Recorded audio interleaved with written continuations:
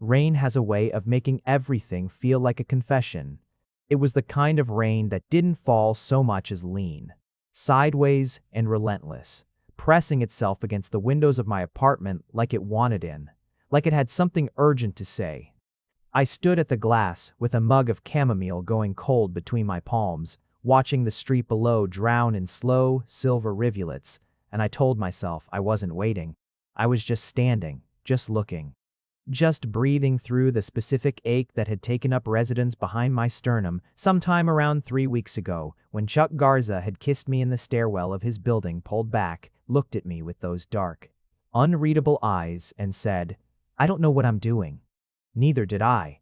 That was the problem. That had always been the problem. My name is Justin Key, and I am an Omega who has spent the better part of 26 years convincing himself that he doesn't need what every instinct in his blood is screaming for. I am good at this. I have practiced. I have built entire architectures of independence out of habit and stubbornness and a carefully maintained emotional distance that I dress up as self-sufficiency. What I am not good at, what I have never been good at, though I've spent years pretending otherwise, is Chuck Garza.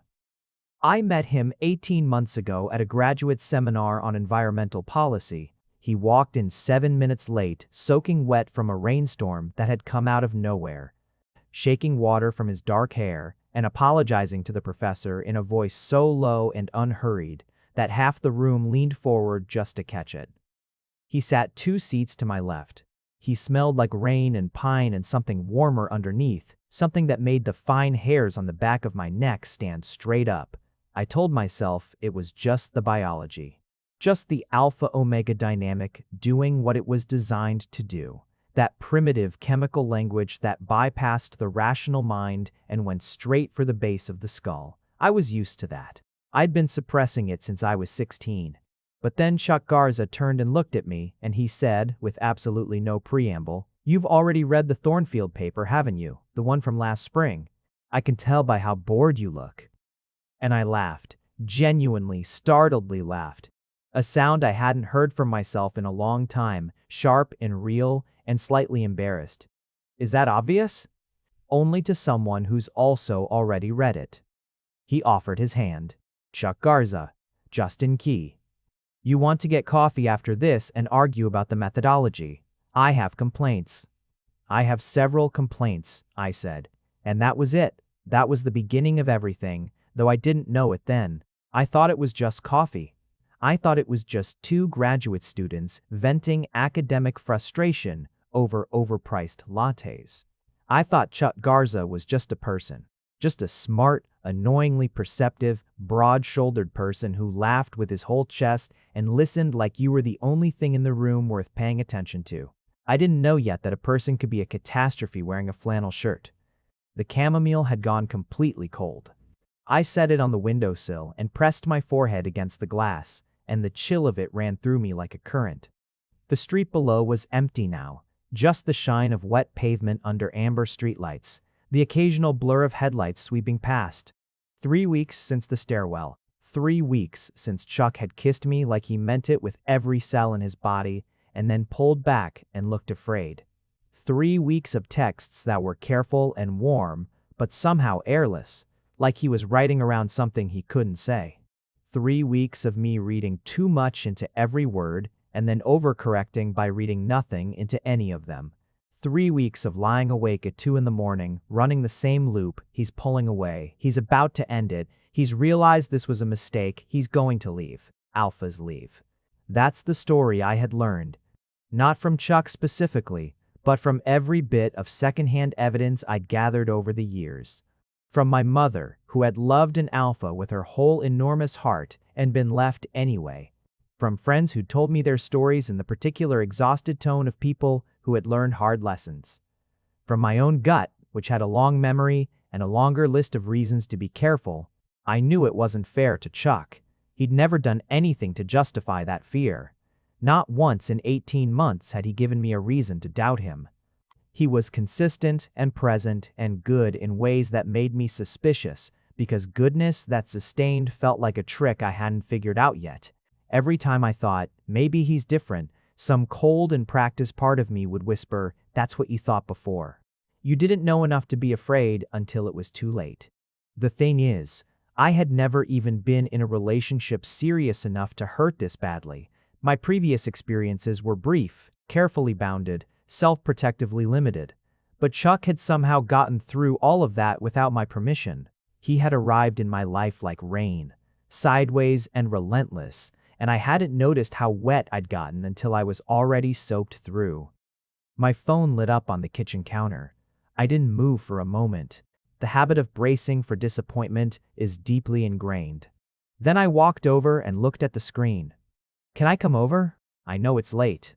I have things I need to say, and I've been trying to figure out how to say them for 3 weeks, and I think if I wait any longer, I'm going to lose the nerve entirely." My heart did something complicated and involuntary. I stood there for a long moment, the phone warm in my hands, the rain still arguing with the windows. "It's not late," I typed back. "Come over." 3 dots appeared, disappeared, appeared again. "Okay, 20 minutes. I set the phone down and stood very still in my kitchen, and I thought, this is it. This is the moment. He's coming to say goodbye, and I knew it. I always knew it. This is the shape of every ending I've ever watched from a distance. The polite forewarning, the reasonable explanation, the parting that's designed to be kind. I was so sure. I was completely, thoroughly, devastatingly sure. I spent the 20 minutes doing the things you do when you're trying not to feel what you're feeling. I washed the mug. I straightened the books on my coffee table that didn't need straightening. I changed out of my sweater into a different sweater that was essentially identical. I brushed my teeth for longer than necessary. I stood in front of my bathroom mirror and looked at myself. Blonde hair damp at the temples from where I'd leaned against the wet glass gray eyes that looked even to me too wide and too careful. A jaw set with the particular tension of someone who has decided in advance not to cry. "You knew," I told my reflection. "You knew this was temporary. You went in knowing. That's fine. That's okay. You'll be fine." My reflection looked unconvinced. The buzzer went. My stomach dropped 6 inches. I pressed the intercom. "Yeah, it's me." Chuck's voice, slightly staticky through the speaker, low and immediate. "It's raining a lot out here, actually." "I know. I've been watching it." A brief pause. "Can I come up?" "Yeah." I buzzed him in. I stood at my apartment door and listened to his footsteps on the stairs. I knew his footsteps by now, the particular rhythm of them, unhurried and even. He was the kind of person who moved through the world without apology, not from arrogance, but from a deep-seated settledness that I had spent 18 months trying to understand, and quietly, helplessly envying. The footsteps stopped on the other side of my door. I opened it. He was soaking wet, not damp, soaking. His dark hair was plastered to his forehead. His jacket was a shade darker than it should have been, and there was a small stream of water running from the hem of it onto my welcome mat. He was holding a paper bag in one hand and his phone in the other, and he looked at me with those dark eyes that I had never once been able to read correctly. And for a moment neither of us said anything. He was still there. I had opened the door, expecting the shape of an ending, and what I found was Chuck Garza, 6 feet of soaking wet, dark-eyed, quietly stubborn man, standing in my hallway with a paper bag and water dripping off his nose, looking at me like I was the destination he'd been navigating toward for a very long time. "You're completely soaked," I said.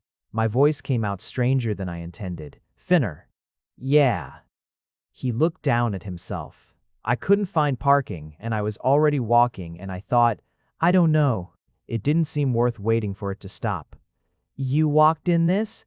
"It's just water. Chuck. Justin." The way he said my name, quiet and level and with something underneath it that I couldn't name, some current of weight, made the back of my throat tighten. "Can I come in?"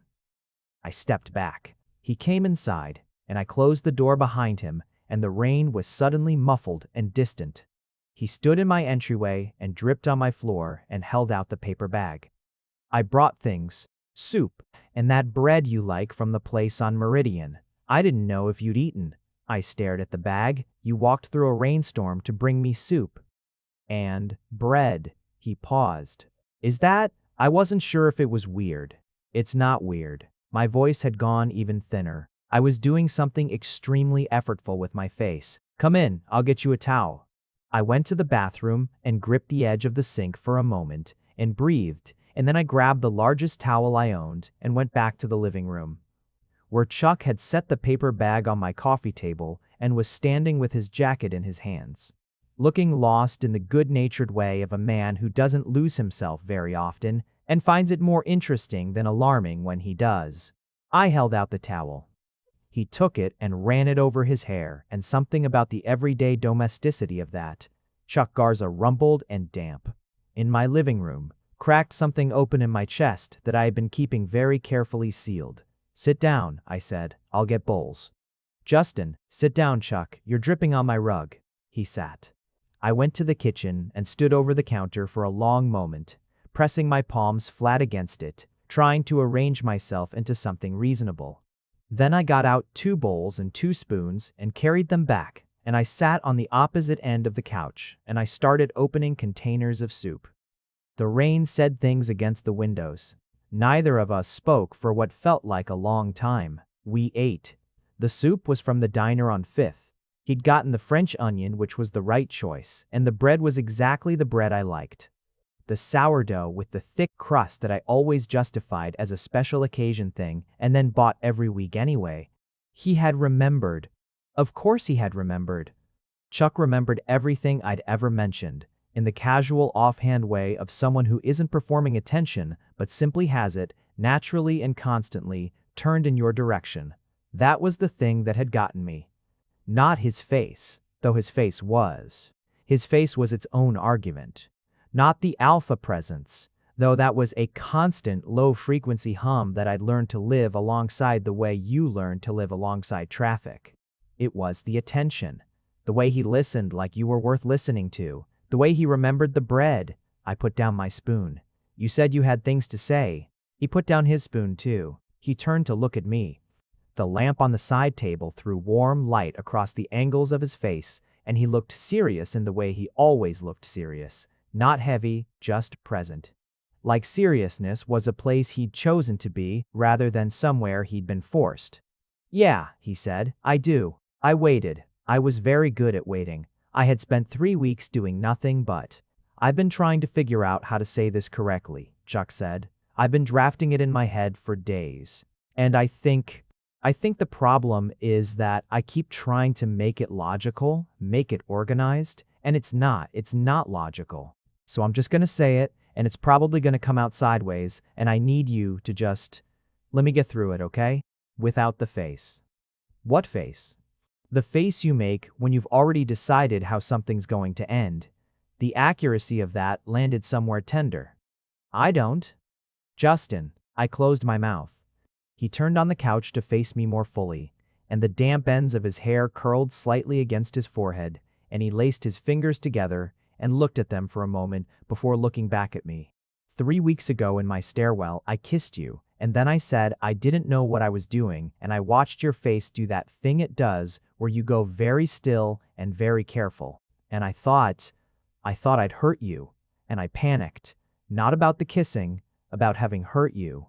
And instead of just saying that I said the wrong thing entirely, and then spent 3 weeks trying to figure out how to undo it, which was the wrong approach, because the thing that needed undoing was the confusion, not the kiss.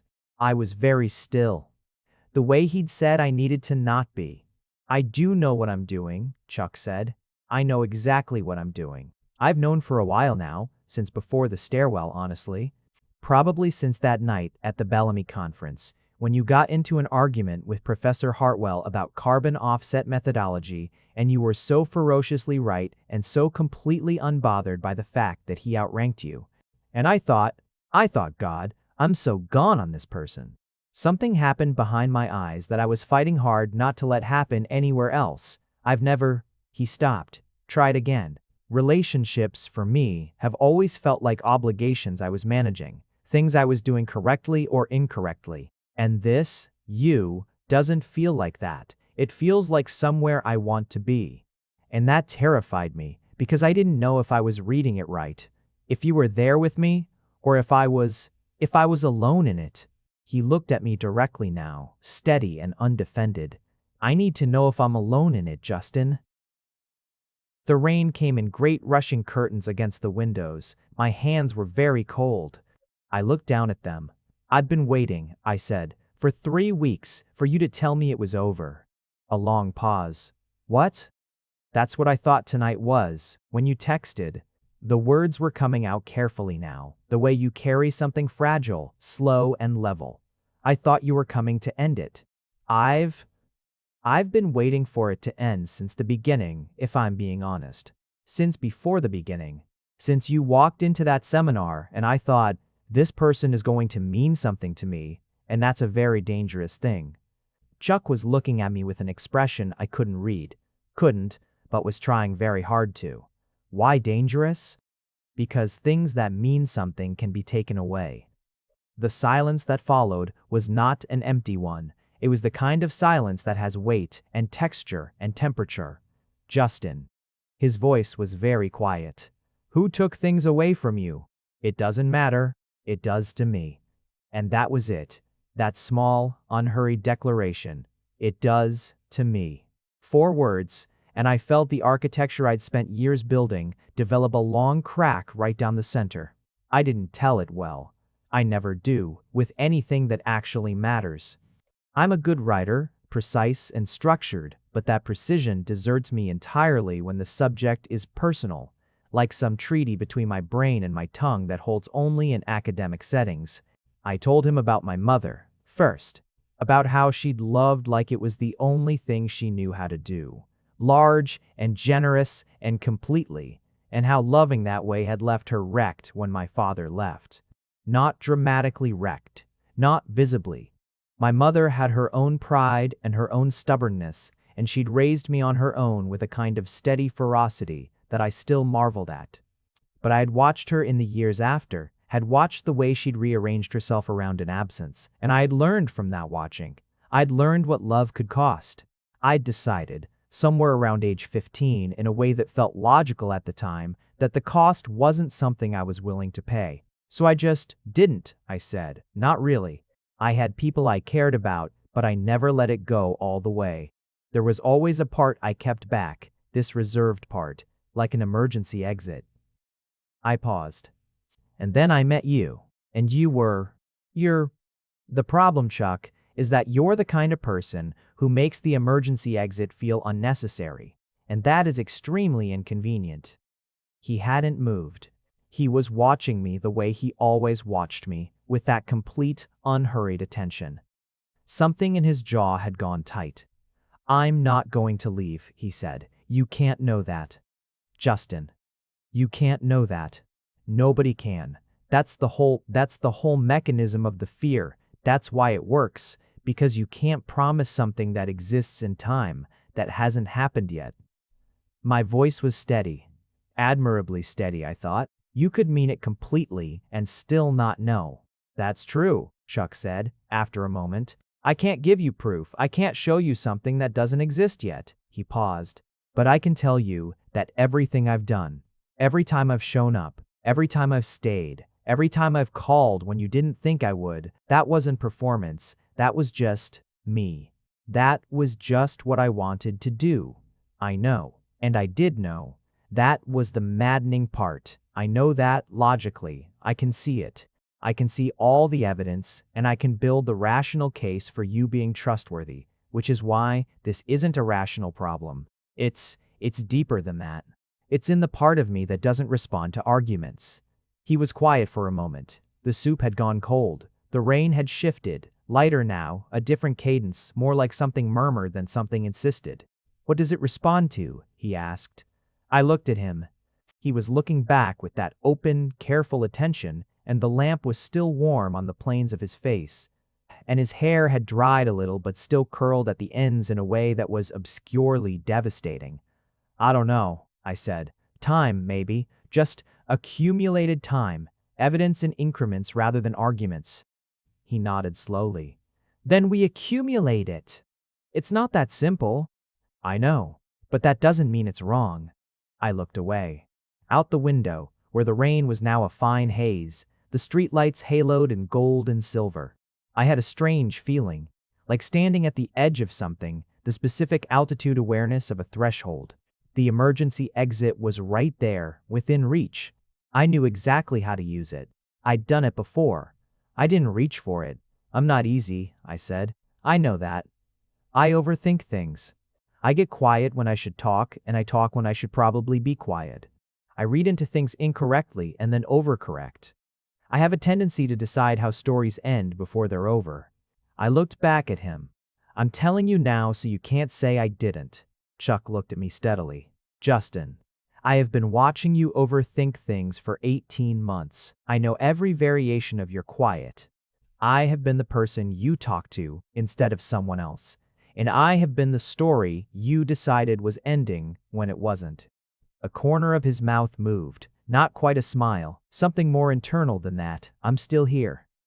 You're still here, I said. I'm still here. A crack in my chest went a little wider. I decided to let it. We sat for a while without speaking, and the quiet between us was different from the quiet before. Warmer, like the difference between a room in winter with no heat and a room in winter with a fire going. The rain had softened to an occasional sigh against the glass. Chuck reached out and put his hand over mine. Just that. His hand, large and warm, over both of mine where they were folded on my knee. He didn't squeeze or make any ceremony of it. He just let his hand rest there, and the warmth of it moved through me like something unlocking. I turned my hand over and held his. His thumb moved once, slowly, across my knuckles. We stayed like that for a long time. Can I ask you something? I said, eventually. Yeah. In the stairwell, when you said you didn't know what you were doing, what were you actually feeling? He was quiet for a moment. The considered quiet of someone who takes the question seriously. Scared, he said. Specifically scared that I'd moved too fast. That you weren't ready. That I'd pushed and made you feel obligated in some way, and I would rather never have anything with you than have something you felt pushed into. He paused. So I'd pulled back, and then I tried to manage it from a distance because I couldn't figure out how to bring it up without making it worse. So you were scared of hurting me. Yeah. And I was scared of you leaving. Yeah. We looked at each other. The absurdity of it was arriving in increments. How we had managed, between the two of us, to construct 3 weeks of mutual misery out of a mutual fear of loss. How we had both been standing on the same side of a door, each convinced the other was on the opposite side. We're both idiots, I said. Chuck laughed. The full, chest-deep laugh that I'd fallen for long before I admitted to myself that falling was happening. Yeah, we really are. Impressive, for two people with graduate degrees. Emotional intelligence and academic intelligence are famously unrelated. I should know that, I've read the literature.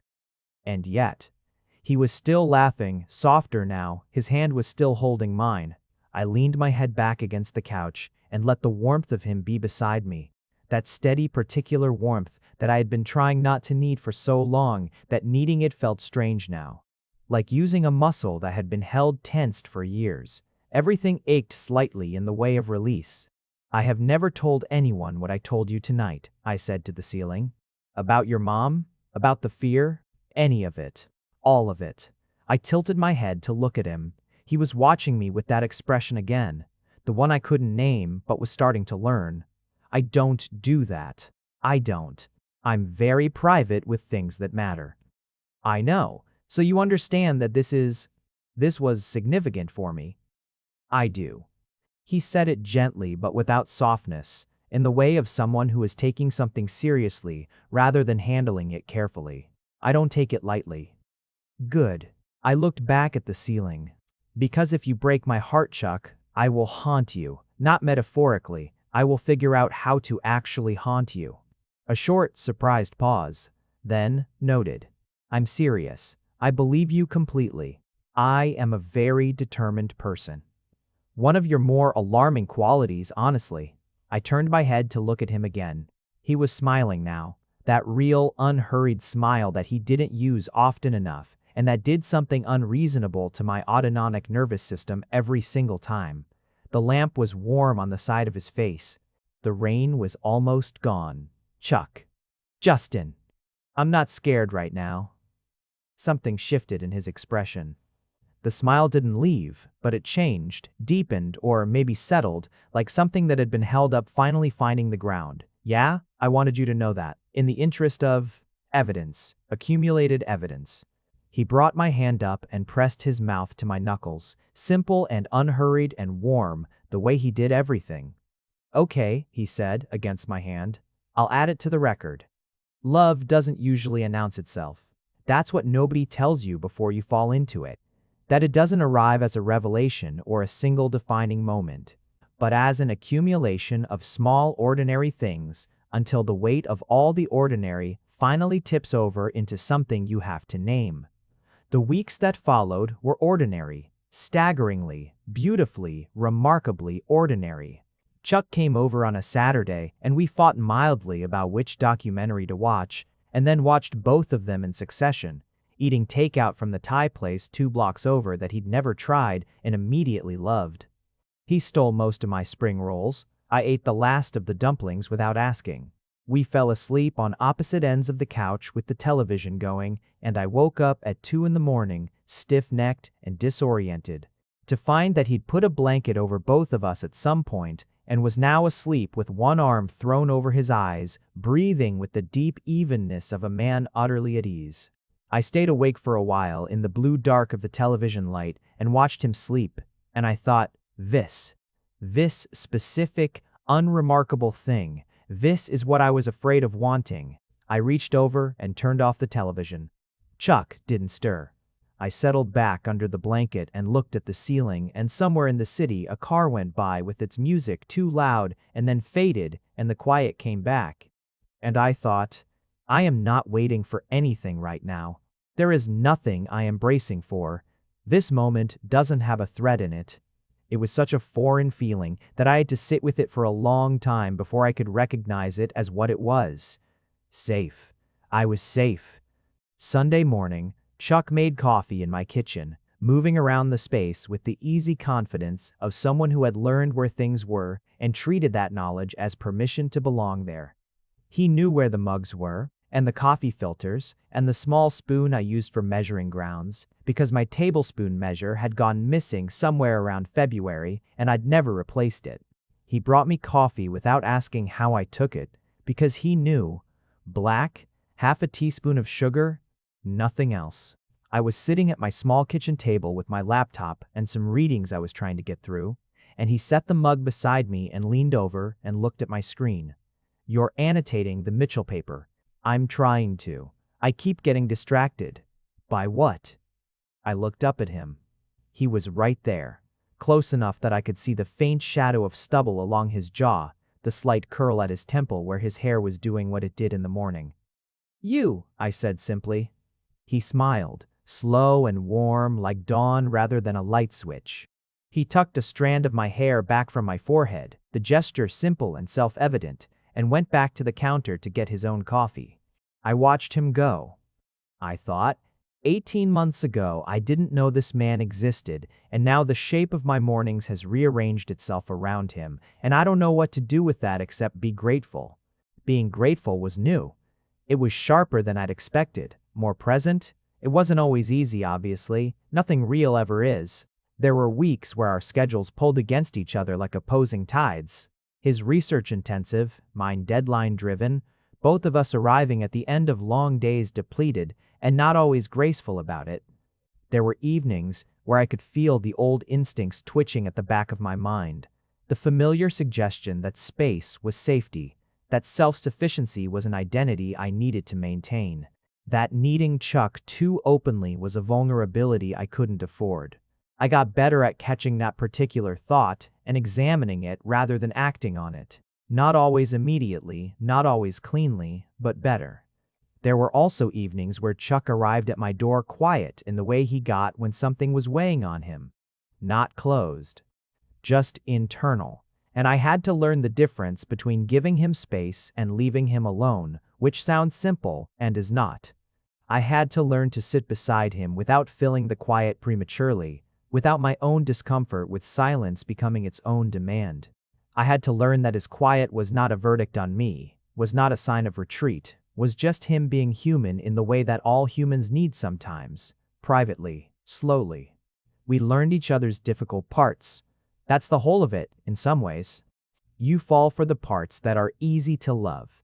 The laugh, the attention, the specific way someone makes you feel known. And then you stay for the harder parts, because the harder parts are where the real person lives. And if you love the person, you find a way to love the whole of them, difficulty and all.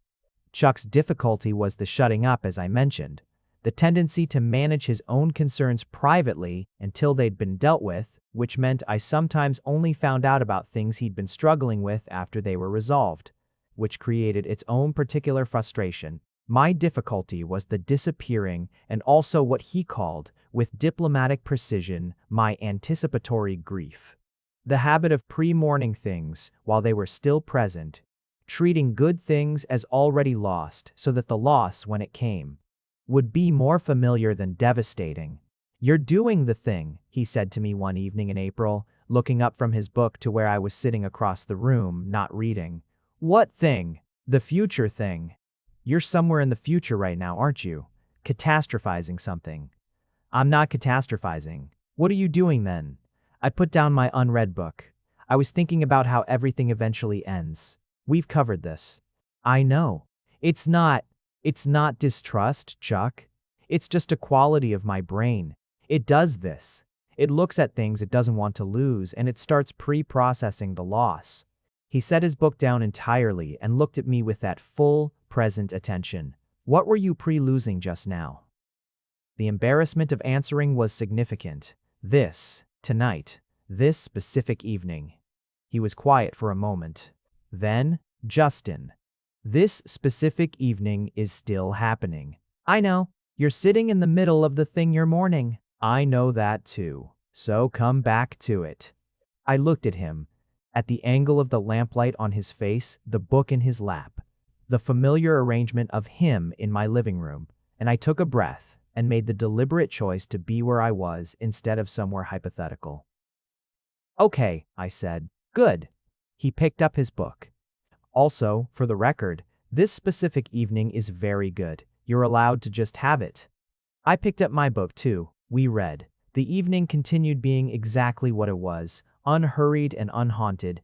I kept bringing myself back to it every time my brain tried to future travel, and each time it got marginally easier.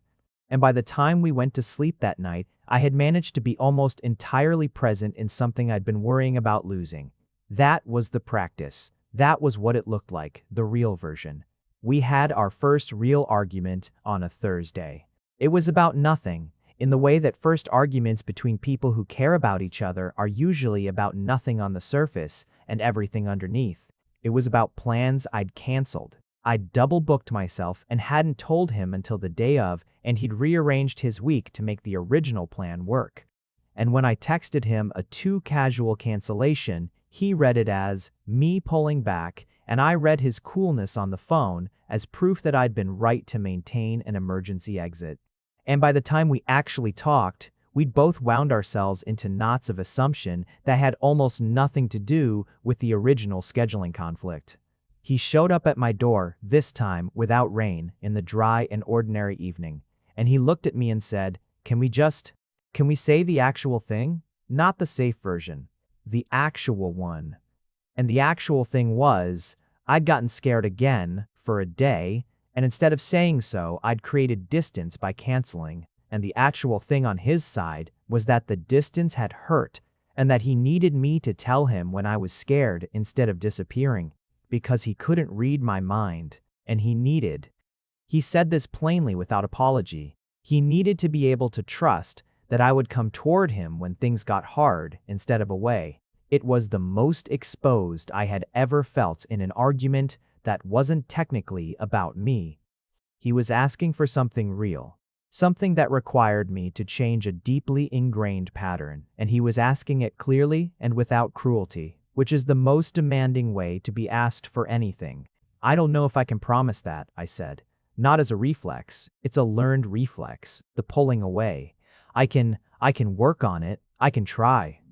But I can't promise I won't default to it sometimes." I know you can't promise. I'm not asking for a promise. He was in the doorway, hands in his jacket pockets, steady and present. I'm asking you to try, and to tell me when you're trying so I know that's what's happening. Tell you I'm scared instead of just disappearing. Yeah, even if the telling is just a text that says, hey, I'm in my head about something, that's enough. I thought about that, about the texting of, hey, I'm in my head about something, about how that small act of transparency would require dismantling a significant part of how I had learned to protect myself, at least in the specific direction of Chuck Garza. Okay, I said, I can do that. He came inside.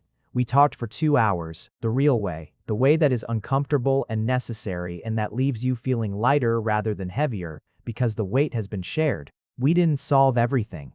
You don't solve fear in a single conversation, and neither of us pretended otherwise. But at the end of it, sitting together on my kitchen floor because neither of us had bothered to migrate to more comfortable furniture, he looked at me with an expression that was open and slightly exhausted and entirely sincere. I need you to know, he said, that when things get hard, this is where I want to be, working through it with you. I don't go away when things get complicated. I'm starting to understand that. Good, because I plan to be very persistent. I know. I leaned my head back against the cabinet. It's one of your more alarming qualities. He leaned his head back against the opposite cabinet and looked at me across the small territory of kitchen floor between us, and I thought, this is what it looks like. Not the romance of first encounters or the drama of uncertainty. This, the kitchen floor, the hard conversation, the staying. Spring arrived, and with it, the particular quality of light that makes the whole world look temporary and beautiful, like something held up to a window. Chuck and I had settled into something that I could finally, without immediate terror, call a relationship. It had the texture of the real thing, not the idea of a relationship, but the practice of one, with its rhythms and habits and small navigated difficulties. We had each other's spare keys and standing orders at each other's preferred coffee places. We met for lunch when our schedules permitted and studied at opposite ends of the same table when they didn't. We had learned each other's bad habits, mine the disappearing, his the shutting up about things until they became larger than they needed to be, and had developed the specific shared grammar of two people who have decided to pay attention to each other indefinitely. Indefinitely. I was using that word in my head now. That was progress. The fear hadn't gone. I want to be honest about that. This isn't the story of a fear that was cured by love, because that's not how fear works, and I had read too much psychology to believe otherwise. The fear had changed shape. It had become smaller and more specific, less like a weather system and more like a stone. Still there, still present, but holdable. Something I carried rather than something I lived inside. What had changed was that I was no longer carrying it alone. That sounds like a small thing. It is not a small thing. It was a May evening, warm enough to have the windows open, when Chuck said the thing he'd been carrying. We were on my couch again. This couch had become something of a landmark in our relationship, a site of accumulated significance. And I had my legs across his lap, and he was reading something on his phone while I tried to get through a chapter I'd been meaning to finish for a week. And it was exactly the comfortable, ordinary quiet that I had learned to trust instead of suspect. He put his phone down. He looked at the middle distance in the way of someone composing something. Justin. I love you. I lowered my book. The evening light was gold through the open windows, and a breeze came in carrying the specific smell of May, green and warm and slightly electric. And Chuck was looking at me with that expression that I had, over the past months, finally learned to read. It was the expression of a man who means exactly what he says. I've known for a while, he added quietly. I wanted to wait until it felt like the right time, and I'm not sure there is one specific right time, so I'm just saying it. I love you. That's the actual thing. I looked at him. The book was still in my hands, held sideways now, unread. He waited, without pressure or performance, just with the patient, steady quality that was so deeply his that I couldn't imagine him being any other way. I love you too, I said. The words felt surprisingly simple coming out, not the seismic event I'd half expected, not fraught or ceremonial. Simple and plain and true, the way the truest things usually are. His expression didn't change dramatically. There was no dramatic shift or flood of relief, just that deepening, that settling I'd come to recognize, like everything clicking into alignment without fanfare. Okay, he said. Okay, I said. We went back to our respective reading. His thumb moved across my ankle in a slow, unconscious arc. The breeze came in from the window and moved through the room, and somewhere outside someone was mowing a lawn, and a dog was barking about something it considered extremely important. And the evening was exactly what it was, unremarkable and complete. I thought. I opened the door expecting an ending, and what I found was this. The beginning of every ordinary evening for the rest of my life, if I'm lucky and brave enough to let it be. Summer unfolded like a long, unhurried conversation. We spent it making the small decisions that are actually large ones. Chuck's lease came up in August, and we had the conversation that I would have fled from a year ago with the kind of thoughtful directness that still surprised me when I found myself capable of it. He didn't move in. We weren't quite ready for that, and more importantly, we were both self-aware enough to know it, and being able to say so without it becoming evidence of doom felt like its own victory. He found a place 6 blocks away, which was close enough to be constant and separate enough to breathe. And we spent the weekend of his move carrying boxes and arguing cheerfully about his collection of extremely heavy academic texts and whether all of them were truly necessary. This one is literally out of print, I said, holding up a volume that looked like it weighed as much as I did. That's why it's important. Chuck, this could anchor a boat. It's a foundational text. It's a weapon. He took it from me and cradled it with entirely too much tenderness. You're being dramatic. I have back problems now. You've given me back problems. He set the book down and turned to me with an expression of elaborate patience. You helped move one box, one extremely heavy box. He kissed me, which was an entirely effective method of ending the argument. His hands were warm on my face, and I held his wrists, and the summer light came through the windows of his new apartment. Our light, in a way. Belonging to us. The way all light belongs to the people standing in it. And I thought, this is the answer to the question I was afraid to ask. We went to the coast in September, just the two of us. A long weekend in a rented house that was slightly too drafty and smelled pleasantly of salt and old wood and the particular nostalgia of a place that had held many summers. We walked on the beach in the early mornings when the light was horizontal and the fog was still sitting on the water. And in the evenings, we sat on the porch with wine and watched the sun go into the ocean like a slow, deliberate exit. On the second night, the stars were clear and improbable, scattered across the dark with the uncalibrated generosity of something vast and indifferent to our smallness. Chuck was beside me on the porch steps, shoulder to shoulder, wine glass in hand, and he was looking up at the sky with the expression he had when he was thinking about something large. What? I said. Nothing. You have a thinking face. What? He turned to look at me. I was thinking that a year ago, at this time last year, I didn't know if we'd get here. Here being this. He gestured loosely between us, at the porch, the coast, the expanse of evening, here specifically, but also just here, this version of things. Were you worried? I was patient, he said carefully, which isn't the same as not worried. I was patient because I thought it was worth it. You were worth being patient for. The stars were doing their indifferent, improbable thing above us. I almost didn't let it happen, I said. More than once, there were several moments where I stopped. I came very close to constructing reasons to stop. I know. Does that bother you? He considered. No, because you didn't. Whatever came close, you didn't. He looked at me with the level, clear directness that was so entirely him. You opened the door. I thought about that night in the rain. The 20 minutes of certainty that I was about to receive an ending. The door opening and the finding him there, soaking wet, holding soup, his presence an answer to a question I hadn't known how to ask. You were still there, I said. I was always going to be there. You can't know that. I know. The familiar gentleness in his voice. But I am. That's the part that's in my control. Being here. He touched my hand, turned it over, traced the lines of my palm in the slow, attentive way of someone reading something worth reading. The rest of it, what you do with that, that's yours. But I'm here. I keep being here. I'm going to keep being here. I looked at his face in the starlight, the angles of it that I knew by now as thoroughly as geography.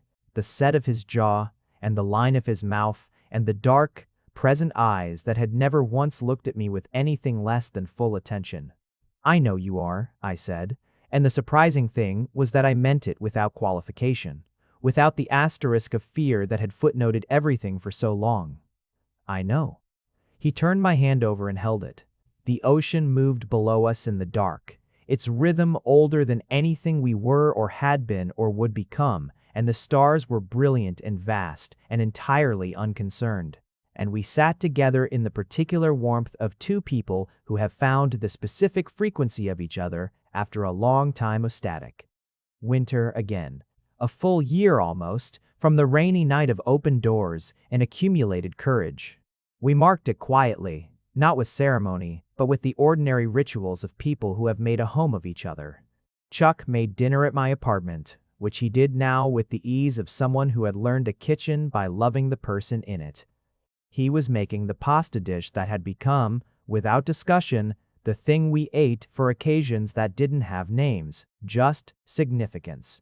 I sat on the kitchen counter. He'd told me many times that this was unhelpful, and I told him many times that I was staying out of his way, which we both knew was not accurate, and watched him cook. He moved with that economy and ease he brought to everything physical, and he was talking about something, a paper he'd been revising, a point of methodology he was reconsidering, and I was listening with the particular quality of attention I had slowly learned to let myself have. The full kind, not the partial kind, the kind that didn't hold something back. He looked up from the pan and caught me looking. What? Nothing. I had his own response, just listening. The corner of his mouth moved. You have a thinking face too, you know. I was thinking that I was wrong. About the methodology? About the ending. He waited, stirring slowly. I looked at my hands for a moment, then back at him. I was so certain, that night, that you were coming to say goodbye. And I had the whole script prepared. The gracious exit, the thing you say to demonstrate that you're okay, the way to close a door cleanly. I paused. And you were soaking wet and carrying soup. He laughed softly. I should have called ahead about the soup. The soup was the right call. I'm saying I had the completely wrong script. I had decided how the story ended before I opened the door. And the story hadn't ended. I looked at him. It hadn't even really started yet. That was the beginning. That night was the beginning of the actual thing, and I almost read it as the end. Chuck put down the spoon. He came to stand in front of me where I was perched on the counter close enough that I could see the warmth in his eyes. Not the warmth of sentiment, but the warmer thing underneath. The one that was structural rather than decorative built into the way he looked at me. You opened the door though, he said. I did. That's the part that matters. He put his hands on the counter on either side of me, not closing me in but bracketing, the way of someone who wants to be unambiguously present. Everything else, the fear, the wrong scripts, the waiting for bad endings, all of that makes sense, Justin.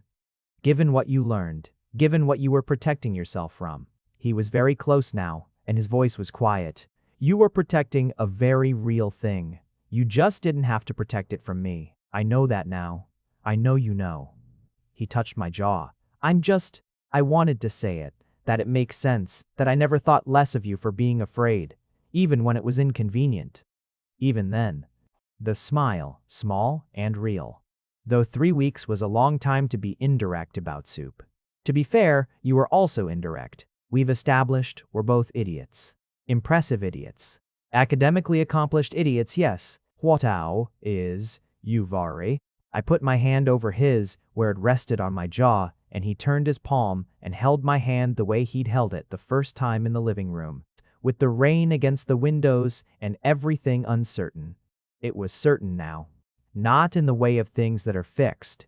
Nothing is fixed, but in the way of things that have been chosen, repeatedly and deliberately until the choosing itself becomes a kind of permanence. I love you, I said. Still simple, still the truest thing. I love you, he said. No drama in it, just the solid fact of it, weighted with everything we'd put into building it. He kissed me in my kitchen, with pasta on the stove, and winter outside the windows, and the lamp doing its warm, ordinary work. And it was completely unremarkable and absolutely everything. Here is what I know now, that I didn't know then. Fear isn't the opposite of love. They live in the same country. Fear is what you feel when love starts to matter, when the stakes become real. The fear was never the problem. The problem was when I let it speak for me, when I handed it the pen and let it write the ending before the story got there. I know that staying is a choice. That's what no one says often enough, that remaining is active, not passive. That Chuck showing up in the rain was a decision, and every day since has been another one. And that my opening the door, the literal door, the metaphorical door, the inner door I'd been holding shut for years, that was a choice too, possibly the most important one I've made. I know that the ordinary is what holds you. Not the grand gestures or the pivotal moments, but the pasta on a Wednesday, and the stolen spring rolls and the arguing about documentaries and the hard conversation on the kitchen floor. The accumulated weight of the everyday tipping over, eventually into something you couldn't have named at the beginning but can feel entirely now. And I know with the particular certainty of someone who has tested it, who has looked for the exit and found that they didn't want it anymore, that Chuck Garza is the kind of man who stays, not because he has to, not out of obligation or endurance, but because he has decided to, every morning, in the specific and deliberate way of someone who knows exactly where he wants to be. He's in the kitchen right now. I can hear him. The particular clatter of the specific cabinet where I keep the mugs, the sound of water running, the quiet of him moving through a space that has become, incrementally and inevitably, ours. He'll bring me coffee in a minute. Black, half a teaspoon of sugar. And I'll think, this, exactly this, the door I opened, the man still on the other side, the beginning that I mistook for an ending, which turned out to be the most important thing I've ever gotten wrong. If you made it to the end, you're my kind of person. Leave a subscribe, comment down your favorite part of the story. See you in the next one.